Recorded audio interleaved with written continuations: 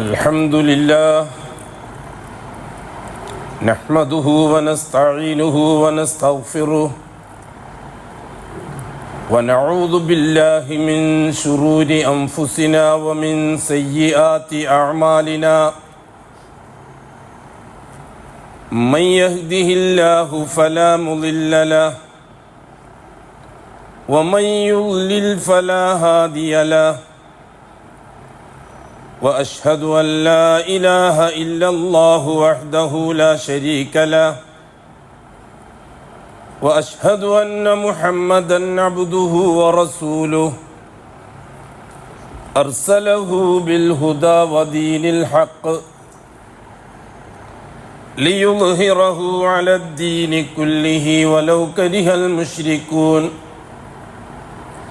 اللهم صل على محمد وعلى آل محمد كما صليت على إبراهيم وعلى آل إبراهيم إنك حميد مجيد اللهم بارك على محمد وعلى آل محمد كما باركت على إبراهيم وعلى آل إبراهيم في العالمين إنك حميد مجيد عباد الله أوصيكم ونفسي أولا بتقوى الله يا أيها الذين آمنوا اتقوا الله حق تقاته ولا تموتن إلا وأنتم مسلمون يا أيها الذين آمنوا اتقوا الله وقولوا قولا سديدا يصلح لكم أعمالكم ويغفر لكم ذنوبكم ومن يطع الله ورسوله فقد فاز فوزا عظيما يا أيها الناس اتقوا ربكم الذي خلقكم من نفس واحدة وخلق منها زوجها وبث منهما رجالا كثيرا ونساء واتقوا الله الذي تساءلون به والأرحام إن الله كان عليكم رقيبا أما بعد فإن أصدق الحديث كتاب الله وخير الهدي هدي محمد صلى الله عليه وسلم وشر الأمور محدثاتها وكل محدثة بدعة وكل بدعة ضلالة وكل ضلالة في النار അള്ളാഹുവിൻ്റെ സത്യവിശ്വാസികളായ അടിമകളെ, തഖ്വയുള്ളവരായി ജീവിക്കുകയും അതുവഴി ദുനിയാവിലും ആഖിറത്തിലും അള്ളാഹു പൊരുത്തപ്പെടുന്ന ജീവിതം സമ്പാദിക്കുകയും ചെയ്യണമെന്ന് ആദ്യമായി എന്നോടും തുടർന്ന് നിങ്ങൾ ഓരോരുത്തരോടും വസിയത്ത് ചെയ്യും. അല്ലാഹു സുബ്ഹാനഹു വ തആല മുഅ്മിനീങ്ങളിൽ ഹിദായത്ത് നിലനിന്ന് കിട്ടണമെന്ന് ആഗ്രഹിക്കുന്നുണ്ട്. അള്ളാഹു അത് ഇഷ്ടപ്പെടുന്നുണ്ട്. കുഫറിനെയാണ് അല്ലാഹു തആല വെറുക്കുന്നത്. ലാ യർലാ ലി ഇബാദിഹിൽ കുഫ്ര. അടിമകളിൽ കുഫറുണ്ടാകുന്നത് അല്ലാഹു തആലക്ക് തീരെ പൊരുത്തമല്ല. ഹിദായത്ത് നിലനിന്ന് കിട്ടാൻ പരിശ്രമിക്കുന്ന മുഅ്മിനീങ്ങളോട് അല്ലാഹു തആലക്ക് വലിയ താല്പര്യമാണ്. അതിനാണ് ലോകത്ത് മുഴുവനും സംവിധാനങ്ങൾ ഉണ്ടാക്കിയത്. കാരണം ഹിദായത്ത് ഏത് സമയത്തും നഷ്ടപ്പെടാം. ഒരു ഗ്യാരണ്ടിയും അല്ലാഹു തആല ആർക്കും കൊടുത്തിട്ടില്ല, അംബിയാ മുർസലീങ്ങളല്ലാതെ. അംബിയാ മുർസലീങ്ങൾക്ക് മാത്രമേ ഉള്ളൂ ഗ്യാരണ്ടി, മരിക്കുന്നത് വരെ ഹിദായത്ത് നിലനിർത്തുക, ആ ഹിദായത്തോടുകൂടി നാളെ അള്ളാഹുവിനെ കണ്ടുമുട്ടുക. നുബുവത്ത് ഒരിക്കലും ദുർബലപ്പെട്ടു പോവുകയില്ല, റിസാലത്ത് ദുർബലപ്പെട്ടു പോവുകയില്ല. വിലായത്ത് ഏത് സമയത്തും നഷ്ടപ്പെടാം. വിലായത്തിനൊരു ഗ്യാരണ്ടിയുമില്ല.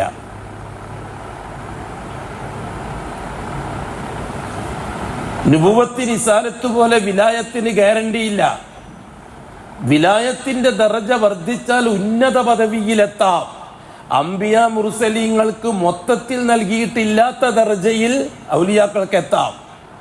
പക്ഷെ ആ വിലായത്ത് ഏത് സമയത്തും നഷ്ടപ്പെടാം.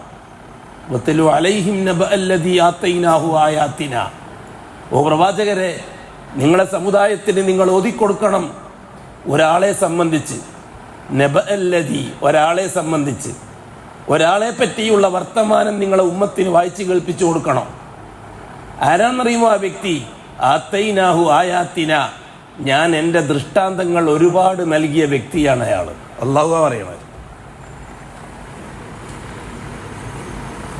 ഞാൻ എൻ്റെ ദൃഷ്ടാന്തങ്ങൾ വ്യക്തിപരമായി ഒരുപാട് നൽകിയ വ്യക്തിയാണ് അദ്ദേഹം.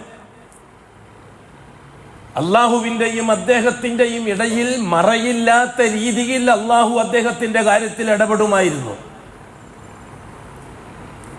നാളെ നടക്കാനിരിക്കുന്ന വിഷയങ്ങൾ അള്ളാഹു താല അദ്ദേഹത്തിന് അള്ളാഹുവിൻ്റെ ഖുദ്റത്ത് ഉപയോഗിച്ച് ഇൽഹാമുകൾ നൽകുമായിരുന്നു. അത്ര ദർജയിലെത്തി അദ്ദേഹം. അള്ളാഹു പറയുന്നത്, ആ ഒരു വ്യക്തിയെ സംബന്ധിച്ച് നിങ്ങൾ നിങ്ങളെ സമുദായത്തിന് പരിചയപ്പെടുത്തി കൊടുക്കണം. ഫൻസലഖ മിൻഹ, അയാൾ അതിൽ നിന്ന് ഊരിക്കളഞ്ഞു എന്ന് പറഞ്ഞ അള്ളാഹു താല. വിലായത്ത് ഉപയോഗിച്ച് അയാൾ സമ്പത്തുണ്ടാക്കാൻ മെനക്കെട്ടു. അഖ്ലദ ഇലൽ അർള്, ഭൂമിയുടെ പുറന്തൊലിക്ക് മുകളിൽ വസ്തുക്കളെ സംഘടിപ്പിക്കാൻ അദ്ദേഹം അതിലേക്ക് ചാഞ്ഞു. നാം അദ്ദേഹത്തെ പിരിച്ചുവിട്ടു. മസലുഹു കമസലിൽ കൽബ്, അവസാനം അയാള് പട്ടിയെ പോലെ നാവും നീട്ടി ഭൂമിയിലൂടെ ഓടുന്നത് ജനം കാണുകയുണ്ടായി. അദ്ദേഹം മരിച്ചതും ഒരു പട്ടിയെ പോലെ എന്ന് പറഞ്ഞ അല്ലാഹു തആല. മസലുഹു കമസലിൽ കൽബ്, അതാണ് വിലായത്ത്. വിലായത്ത് വ്യക്തികൾക്കുള്ളതാണ്, അത് അയാൾക്ക് മാത്രം ബാധകമായതാണ്. നുബുവത്തും റിസാലത്തും അവർക്കും അവരുടെ പോലെ തന്നെ ഉമ്മത്തിനും ബാധകമായതാണ്. മൂസ അലൈഹിസ്സലാത്തു വസ്സലാം യാത്രാമധ്യേ അല്ലാഹു തആല പറഞ്ഞതാണ്, ഓ മൂസ, നിങ്ങൾക്ക് നല്ലൊരു അടിമയെ പരിചയപ്പെടുത്തി തരാം.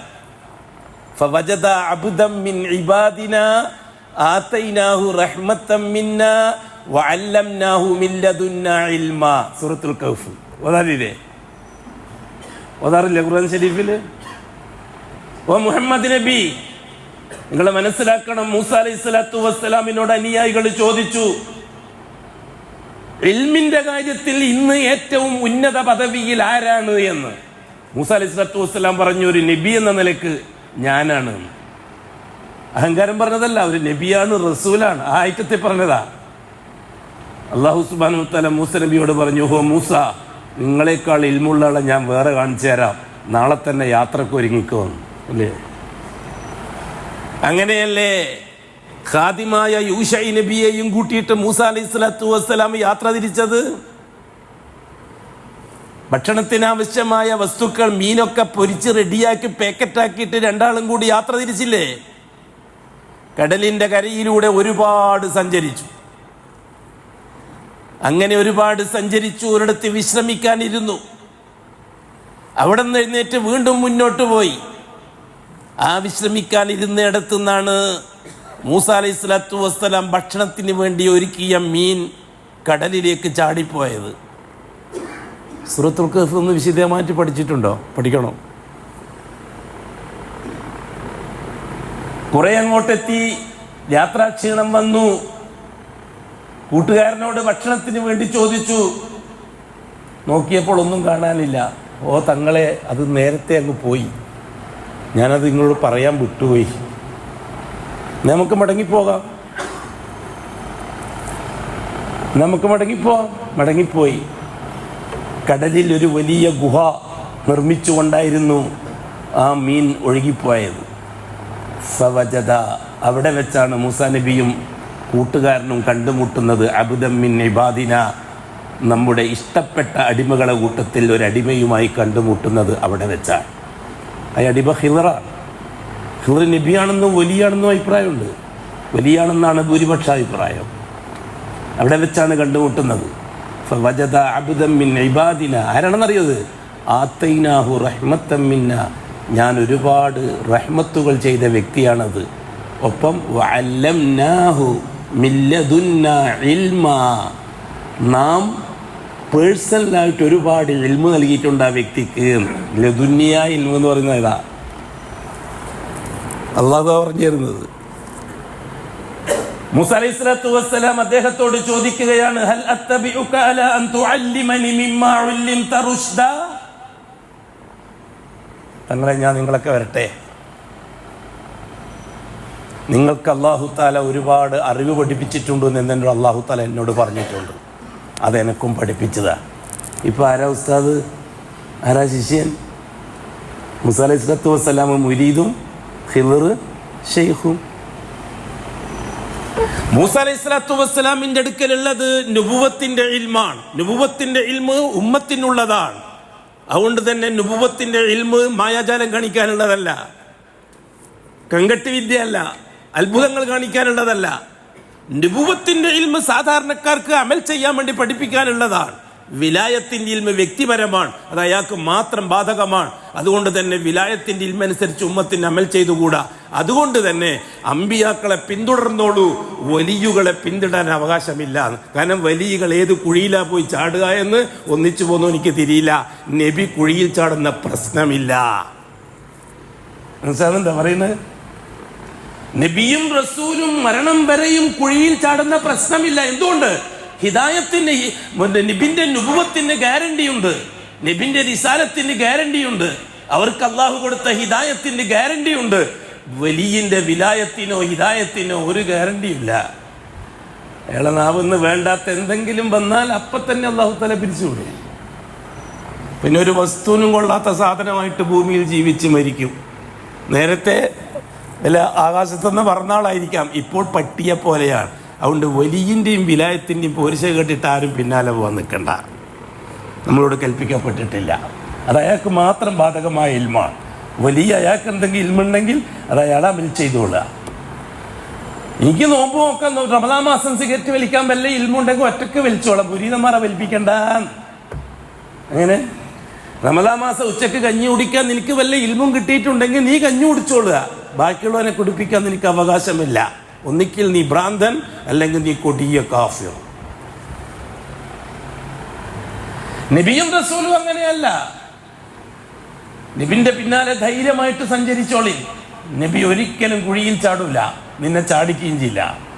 റസൂലിന്റെ പിറകെ ധൈര്യമായി സഞ്ചരിച്ചോളി. റസൂൽ ഒരിക്കലും നിന്നെ കുഴിയിൽ ചാടുകയില്ല, റസൂൽ സ്വയം കുഴിയിൽ ചാടുകയില്ല, നിന്റെ കുഴിയിൽ ചാടിക്കുകയും ഇല്ല. നല്ല ധൈര്യമാണ് മുഹമ്മദുർ റസൂലുള്ളാഹ്. ഇതിനെക്കൊണ്ട് ധൈര്യം, പിന്നെ വേറെ എന്തിനാ ധൈര്യം വേണ്ടത്? മുഹമ്മദുർ റസൂലുള്ളാഹ്, അതാണ് ശക്തി, അതാണ് ഖുവത്ത്, അതാണ് താക്കത്ത്.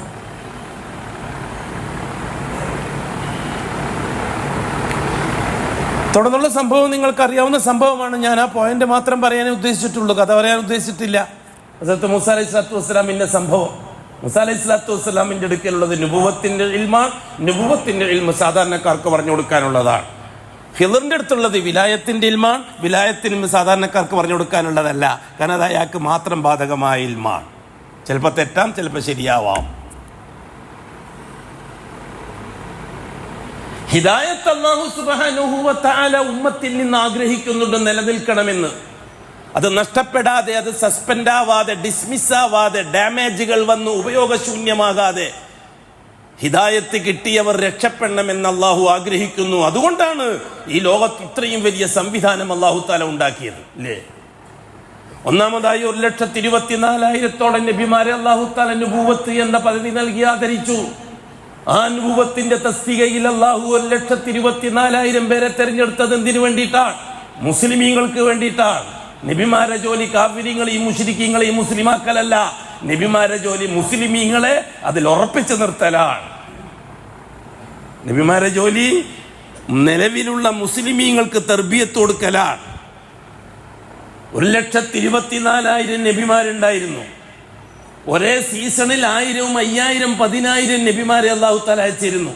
ഒരു കുടുംബത്തിൽ ഒരു ഉമ്മ പെറ്റ മക്കളെ തന്നെ 5, 10, 100 നബിമാരെ അല്ലാഹു തആല നിയോഗിച്ചിരുന്നു. നബിമാരെ കൊണ്ട് അള്ളാഹു ഉദ്ദേശിക്കുന്നത് എന്താണ്? നബിമാർക്ക് അള്ളാഹു വഹയി നൽകും. ആ വഹയി എന്തിനു വേണ്ടിയുള്ളതാണ്? മുസ്ലിമീങ്ങളുടെ ഹിദായത്ത് ഇസ്തിഖാമത്താക്കാൻ വേണ്ടിയുള്ളതാണ്. നാം പറഞ്ഞല്ലോ, ആദം അലൈഹിസ്സലാത്തു വസ്സലാം നബിയാണ്, റസൂലല്ല. ആദം നബിക്ക് എന്തിനാണ് നുബുവത്ത് കിട്ടിയത്? ഭാര്യക്കും മക്കൾക്കും നിലവിലുള്ള ഇസ്ലാമിയത്ത് നിലനിർത്തിക്കൊണ്ടു പോകാനുള്ള തർബിയത്ത്, തസ്കിയത്തിന്റെ ഡ്യൂട്ടിയാണ് ആദം അലൈഹിസ്സലാത്തു വസ്സലാമിന്. ആദം അലൈഹിസ്സലാത്തു വസ്സലാം നബിയാണ്, അല്ലാഹു തആല തെരഞ്ഞെടുത്ത വ്യക്തിയാണ്. ഇന്നല്ലാഹ അസ്തഫ ആദമ വനൂഹൻ വആല ഇബ്രാഹിം വആല ഇമ്രാൻ അലൽ ആലമീൻ. അതിൽ ഒന്നാമത്തെ ആൾ ആരാണ്? ആദമാണ്, ഖുർആനാണ്. അതുകൊണ്ട് ആദമിനെ പറ്റി സംശയിക്കുകയും ചെയ്യണ്ട. ചില വിവരദോഷികൾ, വിവരമുണ്ടെന്ന് അഭിനയിക്കുന്ന വിവരദോഷികൾ പറയും ആദ്യത്തെ റസൂല് നൂഹ് നബിയാണ്, അതിനു മുമ്പുള്ള നബിമാരെ പറ്റി ഒന്നും ചർച്ച ചെയ്യാൻ പാടില്ല എന്ന്. വിവരക്കേടാണ്. അള്ളാഹു പറഞ്ഞാണ് ഇന്നല്ലാഹു അസ്തഫ ആദം. നാട്ടിലെ രാജാവായിട്ട് തിരഞ്ഞെടുത്തു എന്നല്ല പറഞ്ഞത്, നബിയായിട്ട് തിരഞ്ഞെടുത്തു എന്നാ. ഭാര്യ മക്കൾക്ക് ദീൻ പഠിപ്പിക്കാൻ വേണ്ടിയിട്ട് ആകാശത്തിൽ നിന്ന് കിട്ടിയ ഇൽമനുസരിച്ച് ഭാര്യ മക്കളെ നയിക്കുകയായിരുന്നു ആദം അലൈഹിസ്സലാത്തു വസ്സലാം. ആകാശത്തിൽ നിന്ന് കിട്ടിയ ഇൽമാണ് പഠിപ്പിച്ചുകൊണ്ടിരിക്കുന്നത്. വഅല്ലമ ആദമൽ അസ്മാഅ കുല്ലഹ എന്ന് പറഞ്ഞത് ആകാശത്തിലാ. അവിടെ നിന്ന് വന്നതിന് ശേഷം പ്രാഥമിക വിദ്യാഭ്യാസം ഭൗതികമാണ്, പ്രാദേശിക കാര്യങ്ങളാണ്, സാങ്കേതിക കാര്യങ്ങളാണ്.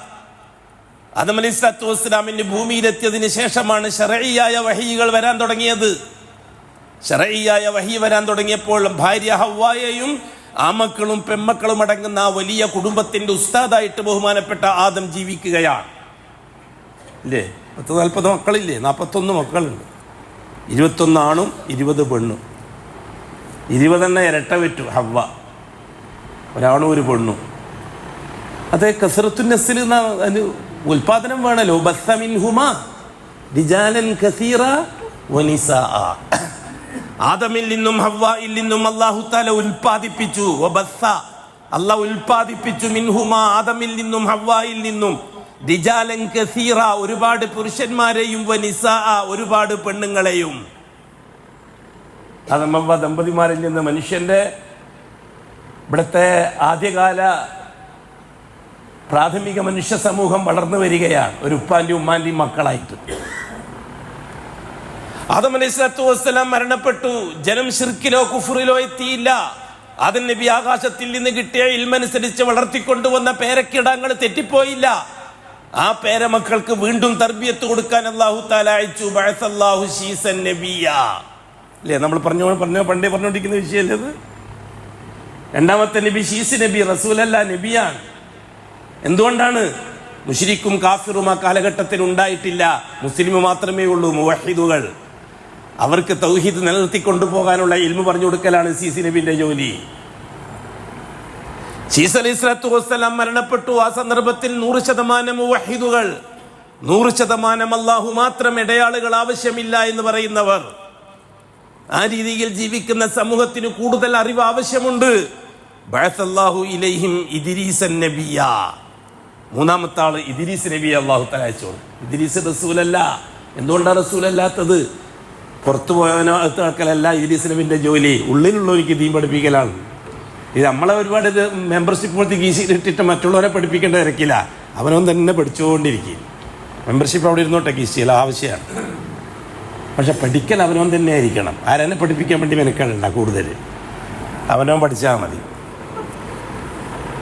തൗഹീദിന്റെ പ്രബോധകൻ എപ്പോഴും സ്വന്തം തൗഹീദ് ക്ലിയറാക്കാൻ വേണ്ടി പരിശ്രമിക്കുന്നവനാണ്. അതിൽ നിന്ന് ഫലം ആസ്വദിക്കുന്നവരാണ് മറ്റുള്ളവർ. മറ്റുള്ളവർക്ക് വേണ്ടിയല്ല മെനക്കെടേണ്ടത്, സ്വന്തത്തിന് വേണ്ടി മെനക്കെടുക. എന്തുകൊണ്ട്? ഏത് സമയത്തും നിന്റെ ഹിദായത്ത് ഒന്നിക്കിൽ ഡിസ്മിസ് ആവാം, അല്ലെങ്കിൽ സസ്പെൻഡ് ആവാം. കൂട്ടരെ, ഹിദായത്ത് കിട്ടിയവരെ സംബന്ധിച്ചല്ലേ സസ്പെൻഷന്റെയും ഡിസ്മിഷന്റെയും വിഷയം വരുന്നുള്ളൂ. ഹിദായത്ത് കിട്ടാത്തവരെ സംബന്ധിച്ച് ആ ചർച്ചയില്ലല്ലോ. നമ്മൾ ഹിദായത്ത് കിട്ടാത്തവരെ പറ്റി കൂടുതൽ ചർച്ച ചെയ്തിട്ട് സമയം കളയുന്നതിനാ? ഹിദായത്ത് കിട്ടിയവരോട് പറ, നിന്റെ ഹിദായത്ത് നിലനിർത്താൻ നീ ബാധ്യസ്ഥനാണ്. അതാണ് ഒന്നാമത്തെ ദഅവത്ത്. രണ്ടാമത്തെ ദഅവത്താണ് ഹിദായത്ത് കിട്ടാത്തവർക്ക് പറഞ്ഞു കൊടുക്കുക എന്നുള്ളത്. ഇത് തിരിച്ചറിയലാണ് ഏറ്റവും വലിയ ഇൽമ്.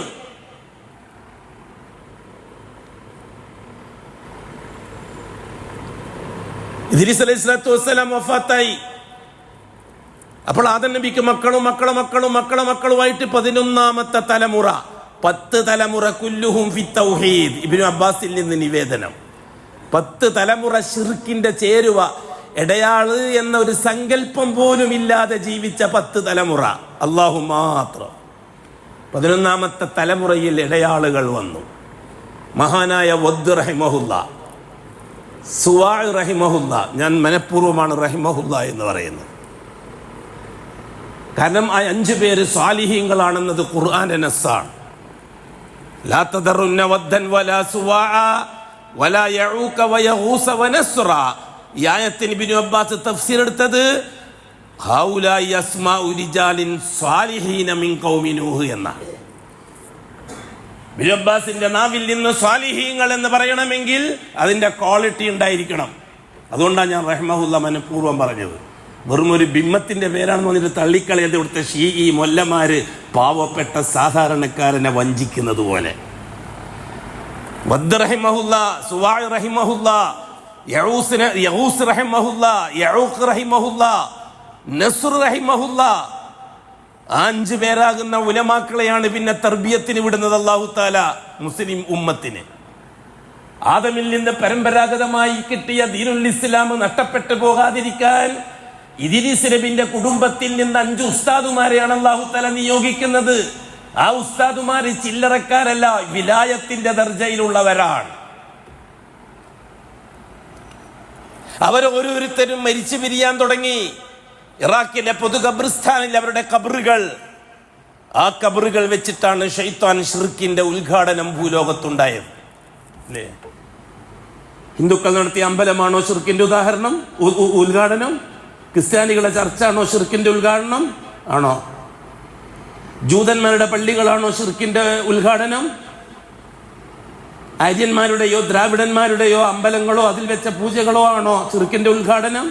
അതൊക്കെ അനുബന്ധങ്ങൾ മാത്രമല്ലേ, അടിസ്ഥാനമല്ലേ ഉദ്ഘാടനത്തിന്റെ ഒന്നല്ലേ കച്ചവടത്തിന്റെ അടിസ്ഥാനം. ബാക്കി പിന്നെ ലാഭം കൊണ്ടും മറ്റൊക്കെ കളിക്കല് പിന്നെയല്ലേ അല്ലേ? ഉദ്ഘാടനത്തിന് വേണ്ടിയിട്ട് മുതലുകൊണ്ട് തന്നെ കണക്കാനുണ്ടേ അല്ലേ? അതിന്റെ ക്യാപിറ്റൽ എപ്പോൾ മുതലായിരിക്കുമല്ലോ. എന്നെ കച്ചവടം ചെയ്ത് 2-3 മാസം എല്ലാം കഴിയുമ്പോൾ ലാഭം കിട്ടാൻ തുടങ്ങും. പിന്നെ ആ ലാഭത്തോണ്ട് സാധനം പർച്ചേസ് തുടങ്ങും. തുടക്കം മുതലായിരിക്കൂലേ?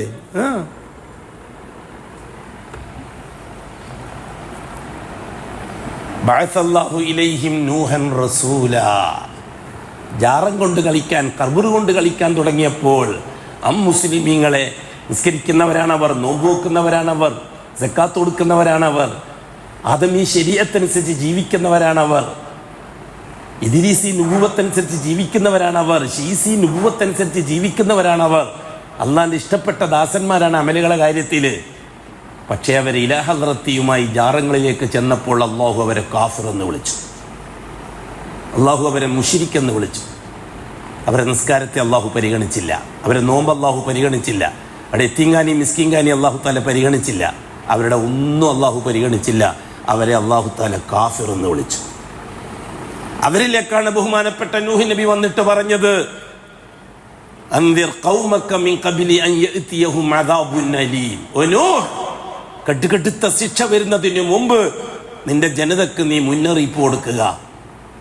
ഞാൻ ചോദിക്കട്ടെ, ഇനിയും ആവർത്തിച്ച് ചോദിക്കട്ടെ, 10 വർഷം 15 വർഷമായി ചോദിക്കുന്ന ചോദ്യം, എന്ത് തെറ്റ് ചെയ്തിട്ടാണ് നൂഹ് നബിന്റെ ഖൗമിനോട് കടുകടുത്ത ശിക്ഷ വരുന്നുണ്ട് എന്ന മുന്നറിയിപ്പ് അല്ലാഹു തആല കൊടുക്കാൻ അല്ലാഹു കൽപ്പിച്ചത്? എന്ത് തെറ്റ് ചെയ്തിട്ടാണ്? ഖുർആൻ കൊണ്ടോ ഹദീസ് കൊണ്ടോ താരീഖ് കൊണ്ടോ നൂഹ് നബിന്റെ ഖൗമി ഇന്ന് തെറ്റ് ചെയ്യുന്നവരായിരുന്നു, ആ തെറ്റ് തിരുത്താനാണ് നൂഹ് നബി വന്നത് എന്ന് തെളിയിക്കാൻ ഈ ഉലമാക്കൾക്ക് കഴിയുമോ? നൂഹ് നബിന്റെ ഖൗമി ചെയ്ത ഏക തെറ്റ് ജാറത്തിൽ പോയി ഇലാഹ നടത്തി പറഞ്ഞതല്ലാതെ വേറെ എന്തെങ്കിലും ഒരു തെറ്റ് ഖുർആന്റെയോ ഹദീസിന്റെയോ നസ് കൊണ്ട് തെളിയിക്കാൻ പറ്റുമോ? സാലിഹ് നബി അലൈഹിസ്സലാത്തു വസ്സലാമിന്റെ ഖൗമായ സമൂദിന്റെ കാര്യത്തിൽ പറയാൻ പറ്റും അങ്ങനെ. ഹൂദ് നബിന്റെ ഖൗമായ ആദിന്റെ കാര്യത്തിലും പറയാൻ പറ്റും തെറ്റുകൾ. ലൂത്ത് നബിന്റെ ഖൗമായ ജനങ്ങളെ പറ്റിയും പറയാൻ പറ്റും തെറ്റുകൾ. മൂസ നബിന്റെ ഖൗമിന്റെ തെറ്റുകളും പറയാൻ പറ്റും. ശുഐബ് നബിന്റെ ഖൗം ചെയ്ത തെറ്റും പറയാൻ പറ്റും. ഈസ നബിന്റെ ഖൗം ചെയ്ത തെറ്റ് പറയാൻ പറ്റും. നൂഹ് നബിന്റെ ഖൗം ചെയ്ത തെറ്റ് ജാറമല്ലാതെ വേറെ എന്തെങ്കിലും ഒരു ഫവാഹിഷ്, എന്തെങ്കിലും ഒരു പരസ്യമായ തെറ്റ് നൂഹ് നബിന്റെ ഖൗമിനെ പറ്റി പറയാൻ പറ്റുമോ ചരിത്രത്തിൽ? എന്നിട്ടും അല്ലാഹു നൂഹ് നബിയോട് പറഞ്ഞത് എന്താണ്? അൻദിർ ഖൗമക്, നിന്റെ ഖൗമിന് നീ മുന്നറിയിപ്പ് കൊടുക്കണം. മിൻ ഖബ്ലി അൻ യഅതിയഹും അദാബുൻ അലീം, കടുകടുത്ത ശിക്ഷ അവർക്ക് വരാൻ പോകുന്നുണ്ട് അതിനു മുമ്പ് എന്ന്. എന്താണ് ഇത്ര വലിയ ശിക്ഷയ്ക്ക് കാരണം? വല്ലാഹി ആ 5 ജാറങ്ങളും അതിൽ പോകുന്ന മൊല്ലമാരും ഇലാഹദ്റത്തിയും മാത്രമാണ് അവർ ചെയ്ത തെറ്റ്.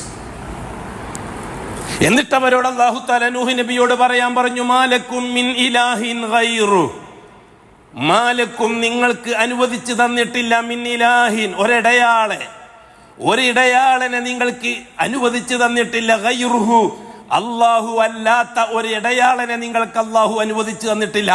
ഈ കാര്യം നിങ്ങൾ അവരോട് പറയണം. അവര് തിരുത്താൻ തയ്യാറില്ലെങ്കിൽ ഞാൻ കടുത്ത ശിക്ഷ നടപ്പിലാക്കിയില്ലേ അല്ലാഹു തആല.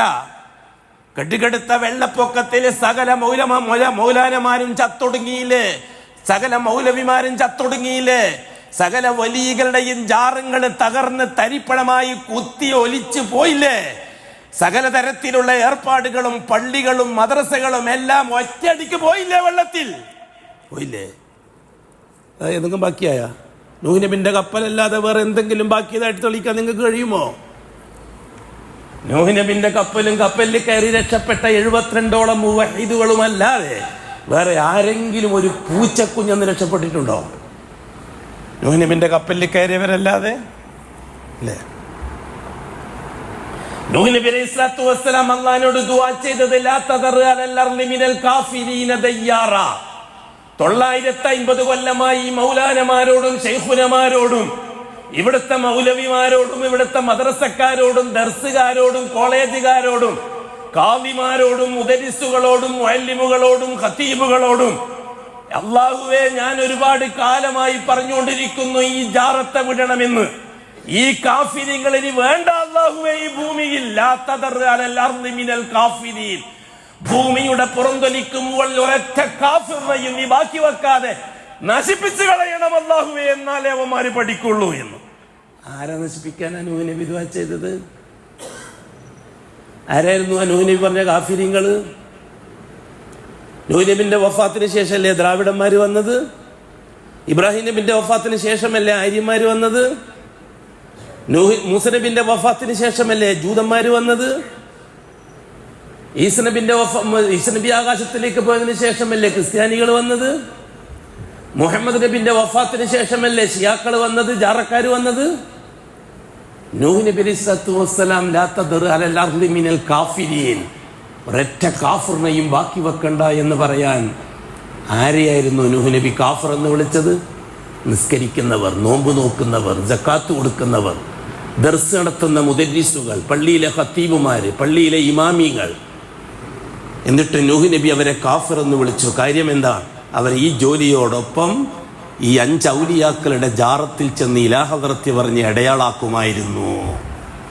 ഇത്ര കടുപ്പമാണ് വിഷയമെങ്കിൽ വർത്തമാന കാലഘട്ടത്തിലേക്ക് വാ. ഈ കാലഘട്ടത്തിലേക്ക് വാ. അങ്ങേയറ്റത്ത് ഫലസ്തീൻ തൊട്ട് ഇങ്ങേയറ്റത്ത് കാസർഗോഡ് വരെയുള്ള 350 കോടി മുസ്ലിമീങ്ങളുടെ കഥയിലേക്ക് വാ. മുഹമ്മദി റിസാലത്ത് നിലനിൽക്കേ തന്നെ, മുഹമ്മദി നുബുവത്ത് നിലനിൽക്കേ തന്നെ 1,24,000 നബിമാര് തർബിയത്ത് കൊടുത്ത ദീൻ, 313 മുർസലുകൾ പെടാപ്പാട് വിട്ട് കഷ്ടപ്പെട്ട് തിരിച്ചു കൊണ്ടുവന്ന ദീൻ, ആ ദീൻ കയ്യിൽ കിട്ടിയിട്ടതിനെ ഒരു വിലയും വെക്കാതെ വലിച്ചെറിഞ്ഞ് ജാറത്തിലേക്ക് ഈ ഉമ്മത്തിനെ കൂപ്പുകുത്തിച്ച ചതിയന്മാർ, ജൂതന്റെ ഏജന്റുകൾ, ഉലമാക്കൾ എന്ന് പറയുന്ന, ആലിമീങ്ങൾ എന്ന് പറയുന്ന, മൗലാനമാരെന്ന് പറയുന്ന, ശൈഖുനമാരെന്ന് പറയുന്ന ജാറത്തിന്റെ അടിമകൾ അല്ലേ? ഉറങ്ങാൻ പറ്റുമോ ഗൗരവം? ആദ്യം ഖുർആൻ തിരുത്തുന്നാല്, ഖുർആനിൽ ഗൗരവം അത്രയും ഗൗരവം പറയേണ്ടില്ല. ഖുർആനിൽ ആ പറഞ്ഞതൊന്നും ശരിയല്ല എന്ന് പറയാൻ തയ്യാറായി. നമുക്ക് എന്നാ ആലോചിക്കാം. വേറെ അഖൂലു ഖൗലി ഹാദാ വല്ലാഹു അഅലം വഅസ്തഗ്ഫിറുല്ലാഹൽ അസീം ലീ വലക്കും വഅസ്തഗ്ഫിഹി അന്നി വഅൻകും വഅൻ ജമീഇൽ മുസ്ലിമീന വൽ മുഅ്മിനീന അജ്മഈന വസ്തഗ്ഫിറുഹു ഇന്നഹു ഹുവൽ ഗഫൂറുർ റഹീം. അല്ലാഹ്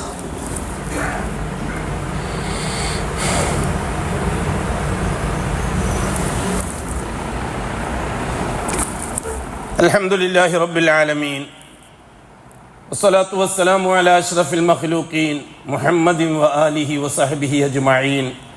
ഇബാദല്ലാഹ് ഇത്തഖുല്ലാഹ ഹഖ്ക തുഖാതിഹി വലാ തമൂതുന്ന ഇല്ലാ വഅൻതും മുസ്ലിമൂൻ.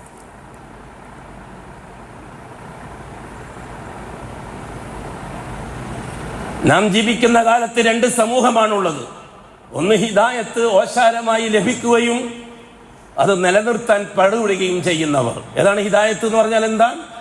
ദൈനംദിന ജീവിതത്തിൽ എന്ത് പ്രശ്നങ്ങൾ ഉണ്ടായാലും എന്തിനെയും ആരെയും ഒന്നിനെയും ഇടയാളോ ഇടവസ്തുക്കളോ ആക്കാതെ അള്ളാഹുവിനെ മാത്രം ഇടപെടിപ്പിക്കാൻ ശീലിക്കുകയും അത് ഇടപെടിപ്പിക്കുകയും ചെയ്യുന്നവർ ഹിദായത്തിന്റെ അടയാളം.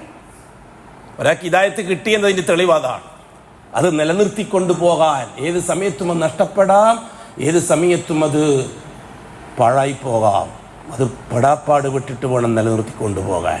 മറ്റൊരു വിഭാഗം ജന്മന ഹിദായത്തിന് അവകാശികളായവർ, അള്ളാഹുവിന്റെ ദീനനുസരിച്ച് ലാ ഇലാഹ ഇല്ലല്ലാഹ് മുതൽ പഠിച്ചവർ.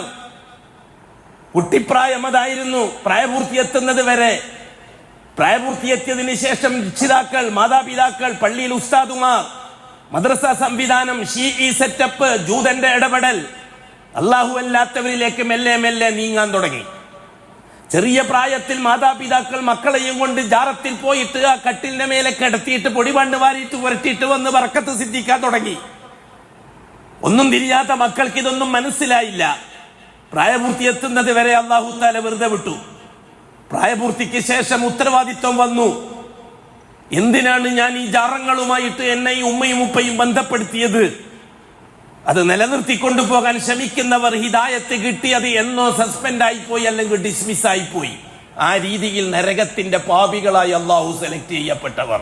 ഇങ്ങനെ രണ്ട് വിഭാഗമാണ് ഇന്ന് ദുനിയാവിൽ മുസ്ലിമീങ്ങളുടെ കൂട്ടത്തിലുള്ളത്. രണ്ടു തരം മുസ്ലിമീങ്ങൾ. എന്തെങ്കിലും യോഗ്യത കൊണ്ട് രക്ഷപ്പെടാൻ പറ്റുമോ? ഇനി ഞാൻ ശ്രദ്ധ തിരിക്കുന്നത് സലഫികളുടേതാണ്, തൗഹീദിന്റെ വക്താക്കളുടേതാണ്, തൗഹീദിന്റെ പ്രബോധകന്മാരുടെയും പ്രചാരകന്മാരുടെയും ശ്രദ്ധ തിരിക്കുന്നു ഞാൻ. ഹിദായത്ത് ലഭിച്ചു എന്നതുകൊണ്ട് എന്തെങ്കിലും യോഗ്യത വെച്ച് രക്ഷപ്പെടാമെന്ന് ആരും കരുതണ്ട. അഷ്റഫുൽ ഖൽക്കിന്റെ പ്രിയപ്പെട്ട സഹാബാക്കളിൽ പലരും രക്ഷപ്പെട്ടിട്ടില്ല. അതിനേക്കാൾ വലിയ യോഗ്യത വരെ ഒന്നുമില്ല. ഹിദായത്ത് നഷ്ടപ്പെട്ടവരെ ചരിത്രം നിങ്ങൾക്ക് ഞാൻ പറഞ്ഞു തരാം. അഷ്റഫുൽ ഖൽക്കായ ഹബീബിന്റെ തിരുമുമ്പിൽ നിന്ന് മുസ്ലിമായി സഹാബി പട്ടം കിട്ടിയ മഹാന്മാരായ പലരുടെയും ഹിദായത്തിനെ അല്ലാഹു തആല ഡിസ്മിസ് ചെയ്തിട്ടുണ്ട്, സസ്പെൻഡ് ചെയ്തിട്ടുണ്ട്. ഇത് മനസ്സിലാക്കാൻ മുവഹിദുകൾ തയ്യാറാകണം, മുജാഹിദുകൾ തയ്യാറാവണം, പ്രത്യേകിച്ചിട്ട് തലപ്പത്തിരിക്കുന്ന നേതാക്കന്മാർ. നാം ഒരു തൗഹീദി പ്രസ്ഥാനത്തെ നയിക്കുന്നു എന്നതുകൊണ്ട് ഈ നേതൃത്വവും ഈ പ്രവർത്തനവും നിലനിൽക്കുമെന്ന അന്ധമായ വിശ്വാസം വേണ്ട. ഏത് സമയത്തും ഇത് അല്ലാഹു തആല എടുത്തു കളയും. നിന്റെ ഒരു വാക്ക് തെറ്റിയാൽ മതി, നിന്റെ ഒരു ചിന്ത തെറ്റിയാൽ മതി, ഞാൻ തരക്കേടില്ല എന്നൊരു തോന്നിച്ച മതി, അതോടുകൂടി നിന്റെ ഹിദായത്ത് ഡിസ്മിസ് ആവും. നാം ചരിത്രത്തിലേക്ക് മടങ്ങൂ. മഹാനായ അബ്ദുല്ലാഹിബ്നു സഈദ് ബിൻ അബീ സറഹിന്റെ ചരിത്രത്തിലേക്ക് വാ. അഷ്റഫുൽ ഖൽഖ് സല്ലല്ലാഹു അലൈഹി വസല്ലം മക്ക ഫതഹിന്റെ സമയം മക്കയിലെത്തി. മക്ക സ്വതന്ത്രമായി ഇസ്ലാമിന്റെ രാജ്യമായി. മക്ക സ്വതന്ത്രമായി. അതിൽ ബിലാൽ ഇബ്നു റബാഹത്തിനെ കൊണ്ട് ബാങ്ക് വിളിപ്പിച്ചു. പരിസരത്തുള്ള ജാറങ്ങളെല്ലാം തട്ടിത്തെറിപ്പിച്ച് പൊടിയാക്കി കളഞ്ഞു. ഉള്ളിൽ കഅബാലയത്തിന്റെ ഉള്ളിൽ വെച്ചിരിക്കുന്ന വരച്ചിരിക്കുന്ന ഉപ്പുപ്പ ഇബ്രാഹിമിന്റെയും വല്യുപ്പ ഇബ്രാഹിമിന്റെയും ഉപ്പുപ്പ ഇസ്മായിലിന്റെയും ചിത്രങ്ങൾ ഹബീബായ മുത്തിന്റെ കൈ കൊണ്ട് തുണി വെള്ളത്തിൽ നനച്ചിട്ട് തുടച്ച് മായ്ച്ചു കളഞ്ഞു. എന്നിട്ട് അഷ്റഫുൽ ഖൽക്ക് കഅബാലയത്തിന്റെ ഓരത്തിരുന്നിട്ട് സഹാബാക്കൾക്ക് ഒരു ലിസ്റ്റ് കൊടുക്കുകയാണ്. 7 പേരുടെ ലിസ്റ്റ്. 11 പേര് എന്നും അഭിപ്രായമുണ്ട്. അതിൽ 2 പെണ്ണുങ്ങളാ. ഈ ലിസ്റ്റ് കൊടുത്തിട്ട് അഷ്റഫുൽ ഖൽക്ക് പറഞ്ഞു, ഈ 7 പേരെ എവിടെ വെച്ച് കണ്ടാലും കൊന്നുകളയണം. അവർ ചിലപ്പോൾ കഅബാലയത്തിന്റെ കില്ല പിടിച്ച് തൂങ്ങിക്കിടക്കുന്നുണ്ടെങ്കിലും, അങ്ങനെയാണ് കണ്ടതെങ്കിലും കഅബാലയമാണെന്ന് നോക്കണ്ട, അവരെ കൊന്നുകളയണമെന്ന് അഷ്റഫുൽ ഖൽക്ക് ലിസ്റ്റ് കൊടുത്തു സഹാബാക്കൾക്ക്.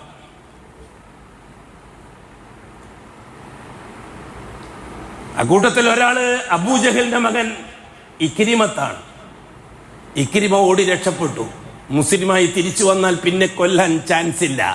അഷ്റഫുൽ ഖൽക്ക് വിചാരിച്ചു എന്നതുകൊണ്ട് ഒരാളെ ഹിദായത്ത് ഇല്ലാതാക്കാൻ കഴിയില്ല. മനസ്സിലാക്കണം. റസൂലുള്ളാഹി വിചാരിച്ചു എന്നാൽ ഒരാളെ ഹിദായത്തിലാക്കാനും കഴിയില്ല. അല്ലാഹ് ഹിദായത്തിലാക്കാൻ തീരുമാനിച്ചാണ് പിരിച്ചുവിടാനും കഴിയില്ല. മുഹമ്മദ് മുസ്തഫക്ക് അതിന്റെ അധികാരം അല്ലാഹു തആല കൊടുത്തിട്ടില്ല.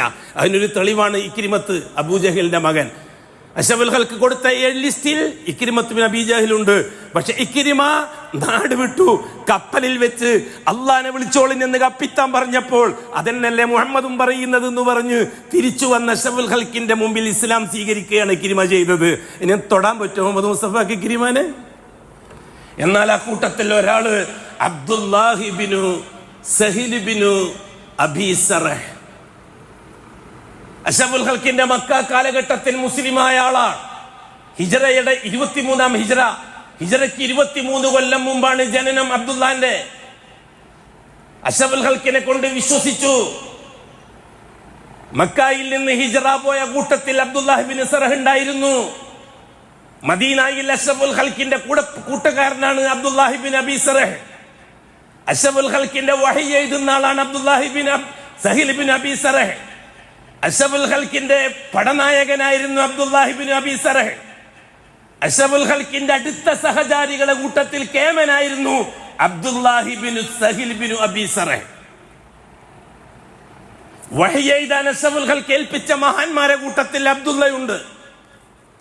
ഒരു ദിവസം അതേ അല്ലാഹു തആല ഹിദായത്ത് ഇല്ലാതാക്കാൻ തുടങ്ങിയാൽ നാവിൽ നിന്ന് വരുന്ന പിഴവുകൾ മതി. നാം കണ്ടിട്ടുണ്ട്, ചേകന്നൂരിനെ പോലെയുള്ള പലരും അറിവുകൾ വെച്ചിട്ട് തൗഹീദ് പറഞ്ഞു നടന്നപ്പോൾ നാവിൽ നിന്ന് ലലാലത്തിന്റെയും ബാത്തിന്റെയും വാക്ക് പറഞ്ഞ് പിരിച്ചുവിട്ടു അല്ലാഹു സുബ്ഹാനഹു വ തആല.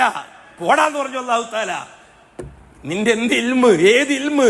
നിന്നെ കൊണ്ടാണ് ഹിദായത്ത് നിലനിൽക്കുന്നത്, നിന്റെ ബുദ്ധി കൊണ്ടാണ് ഹിദായത്ത് നിലനിൽക്കുന്നത് എന്ന് ചിന്തിച്ചുപോയി CN മൗലവിനെ പോലെയുള്ള ആൾക്കാരെ സംബന്ധിച്ച്. അല്ലേ, തോന്നിപ്പോയോ നാം നമ്മുടെ ഈ കാട്ടിക്കൂട്ടല് കൊണ്ടൊക്കെ നമുക്ക് നിലനിന്ന് പോകാമെന്ന്? ഏത് സമയത്തും സസ്പെൻഷൻ പ്രതീക്ഷിച്ചു കൊള്ളുക. എന്താ സംഭവിച്ചത്? അബ്ദുല്ലാഹിബിൻ അബീ സറഹ് ഖുർആൻ എഴുതാൻ തുടങ്ങി. റസൂലുള്ളാഹി തങ്ങൾ പറഞ്ഞു കൊടുക്കും വഹി വരുന്നത്. എഴുതുന്ന സഹാബാക്കളുടെ കൂട്ടത്തിൽ ഒരു മഹാനായ എഴുത്തുകാരനാണ് അബ്ദുല്ലാഹിബിൻ സഹിലിബിൻ അബീ സറഹ്. എഴുതാൻ തുടങ്ങി. അതിൽ പ്രാക്ടീസ് ഉണ്ടായി. വലഖദ് ഖലഖനൽ ഇൻസാന മിൻ സുലാലത്തിൻ മിൻ തീൻ. അഷ്റഫുൽ ഖൽക്ക് ഓതിക്കൊടുത്തു, അബ്ദുള്ള എഴുതി. ثم جعلناه نطفة في قرار مكين. അഷ്റഫുൽ ഖൽക്ക് ഓതിക്കൊടുത്തു, അബ്ദുല്ലാഹിബിൻ സഹിലിബിൻ അബീ സറഹ് എഴുതി. ثم خلقنا النطفة علقة فخلقنا العلقة مضغة فخلقنا المضغة عظاما فكسونا العظام لحما فأنشأناه خلقا آخر. അഷ്റഫുൽ ഖൽക്ക് വായിച്ചു കൊടുക്കുന്നു, അബ്ദുല്ലാഹിബിൻ സഹിലിബിൻ അബീ സറഹ് എഴുതിക്കൊണ്ടിരിക്കുന്നു.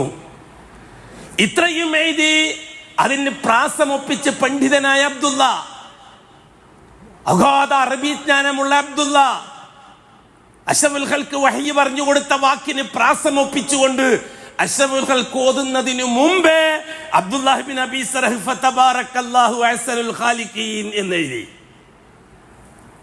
വഹി വന്നിട്ടില്ല, അഷ്റഫുൽ ഖൽക്ക് വായിച്ചിട്ടില്ല. അദ്ദേഹത്തിന്റെ പ്രാഗൽഭ്യം നിങ്ങൾ ആലോചിച്ച് നോക്കണം. ഖുർആൻ ഓതിട്ട് വന്നപ്പോൾ അതിന്റെ പ്രാസം ഒപ്പിച്ചിട്ട് വാക്കുകൾ അബ്ദുള്ള ഉണ്ടാക്കി. ഉടൻ തന്നെ അഷ്റഫുൽ ഖൽക്ക് അബ്ദുള്ളക്ക് വഹിയായിട്ട് തന്നെ വന്നു. ഫതബാറക്കല്ലാഹു അഹ്സനുൽ ഖാലിഖീൻ വഹിയായിട്ട് തന്നെ അഷ്റഫുൽ ഖൽക്കിന് വന്നു.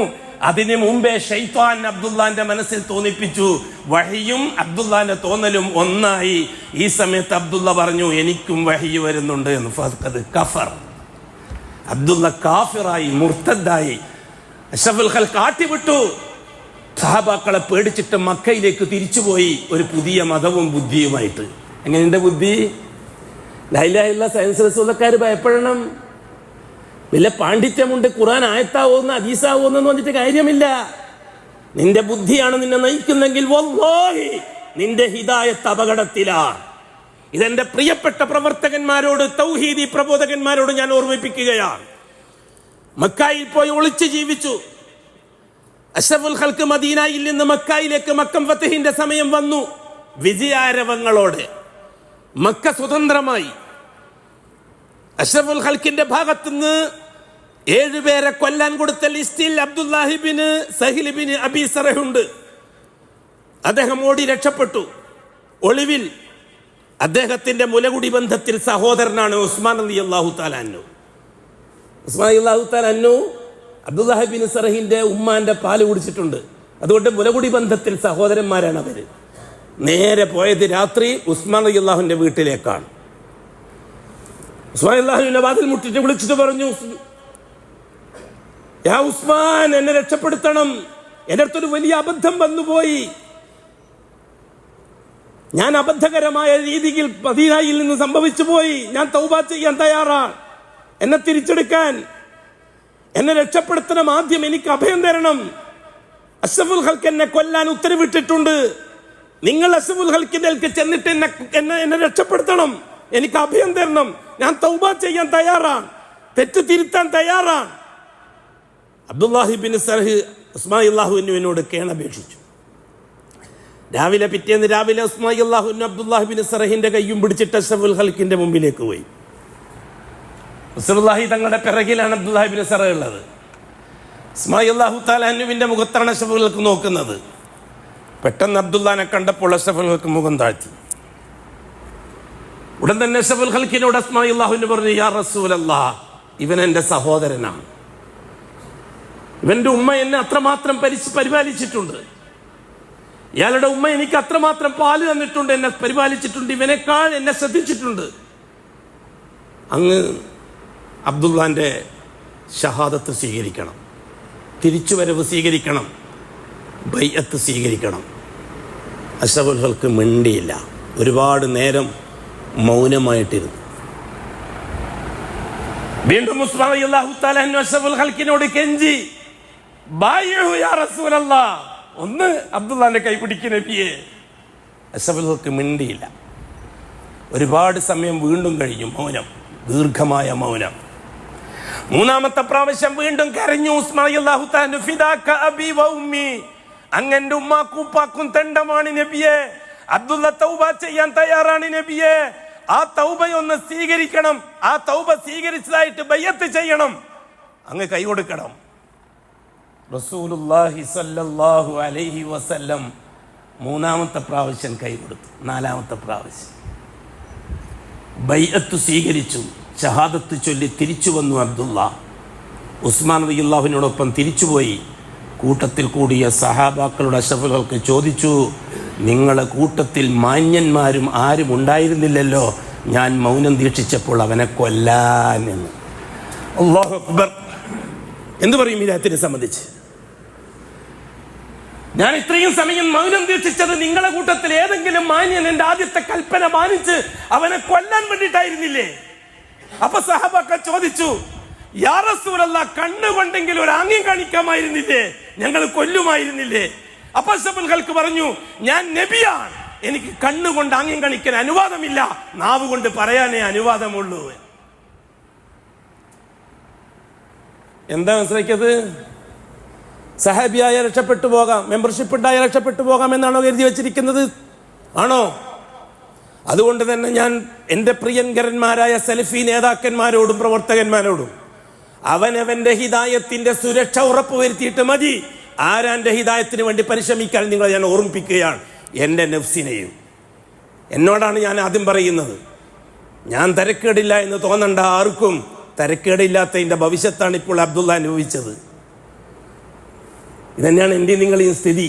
അല്ലാ, തൗഹീദിന്റെ പ്രബോധകന്മാരുടെ ഇസ്തിഖാമത്ത് നീ ഉറപ്പുവരുത്തണേ അല്ലാ.